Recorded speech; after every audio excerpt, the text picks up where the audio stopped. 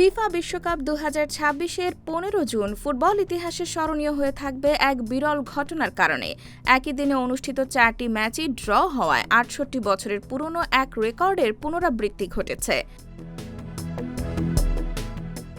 দিনের শেষ ম্যাচে লস অ্যাঞ্জেলেসে ইরান ও নিউজিল্যান্ড 2-2 গোলে ড্র করে। এর আগে স্পেন ও কেপ ভার্দে গোলশূন্য ড্র করে। বেলজিয়াম ও মিশর 1-1 গোলে সমতা নিয়ে মাঠ ছাড়ে। একই ফল হয় সৌদি আরব ও উরুগুয়ের ম্যাচেও। ইরান নিউজিল্যান্ড ম্যাচের শুরুতে এগিয়ে যায় নিউজিল্যান্ড। 7 মিনিটে এলিজাহ জাস্ট গোল করেন।